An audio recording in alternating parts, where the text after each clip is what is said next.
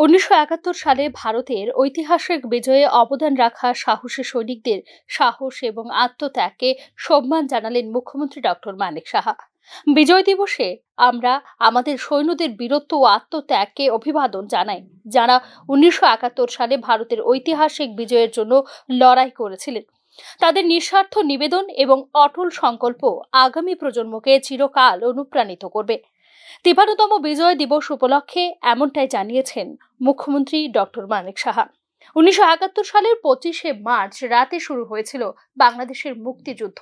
ওই সময় পাকিস্তান সেনাবাহিনী ঢাকায় অপারেশন সার্চ লাইট শুরু করে, যার লক্ষ্য ছিল পূর্ব পাকিস্তানে বাঙালি জনগণের মুক্তি আন্দোলন দমন করা। পাকিস্তানি বাহিনী ঢাকা সহ সারা দেশের গুরুত্বপূর্ণ শহরগুলিতে ব্যাপক হত্যাকাণ্ড ও নির্যাতন চালায়। এই সময়ে লাখ লাখ বাঙালি শহীদ হন এবং বহু মানুষ বাধ্য হন ভারতে এসে ঠাঁই নিতে। পাকিস্তানি সেনাবাহিনীর বিরুদ্ধে সংগ্রাম শুরু হয়।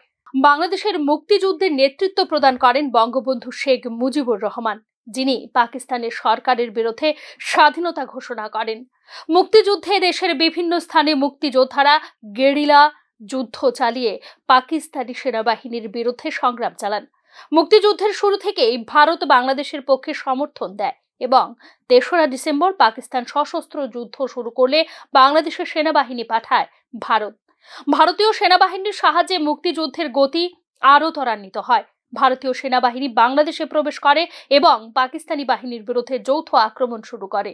এক্ষেত্রে আগরতলা হয়ে ওঠে বাংলাদেশের মুক্তিযুদ্ধের তীর্থস্থান। আগরতলা হলো বাংলাদেশ সীমান্তের নিকটবর্তী ভারতীয় রাজ্য। তাই বিদেশি সাংবাদিকরা যুদ্ধের খবর সংগ্রহ করার জন্য ত্রিপুরার আগরতলায় সবচেয়ে বেশি ভিড় করত। আগরতলা বসেই যুদ্ধের পরিকল্পনা করেছে মুক্তিযোদ্ধা, সামরিক কর্মকর্তা ও রাজনৈতিক নেতৃবৃন্দ। ত্রিপুরার সার্কিট হাউসে বসে যুদ্ধকালীন সরকার গঠনের সিদ্ধান্ত হয়। মুক্তিযুদ্ধের খবর প্রতিদিন গুরুত্ব দিয়ে প্রকাশ করেছে আগরতলার সংবাদ মাধ্যমগুলো। এসব কারণে মুক্তিযুদ্ধে ত্রিপুরার সঙ্গে বাংলাদেশের মানুষের রক্তের বন্ধন তৈরি হয়েছে। ত্রিপুরার সার্কিট হাউস, জিবি হাসপাতাল, পুরনো এমএলএ ভবন, পোস্ট অফিস চৌমুহনী, কলেজ টিলা ছাত্রাবাস একটি স্মারক হয়ে আছে ৭১ সালের বাংলাদেশের মুক্তিযুদ্ধের। তখন ত্রিপুরার জনসংখ্যা ছিল ১৪ লাখ, অথচ ১৫ লাখ বাংলাদেশের মানুষকে আশ্রয় দিয়েছিল ত্রিপুরা। মুক্তিযোদ্ধাদের একটি বড় ঘাঁটি ছিল আগরতলায়।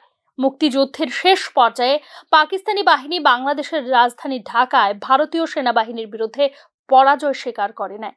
১৬ ডিসেম্বর ঢাকা শহরের মিরপুরে পাকিস্তানি সেনাপ্রধান লে জেনারেল এ.কে নিয়াজি আত্মসমর্পণ করেন ভারতীয় সেনাবাহিনীর কাছে। এর মাধ্যমে পাকিস্তান ৯ মাস ধরে চলা মুক্তিযুদ্ধে পরাজিত হয় এবং বাংলাদেশ আত্মপ্রকাশ করে একটি স্বাধীন রাষ্ট্র হিসেবে। Bureau report, news now.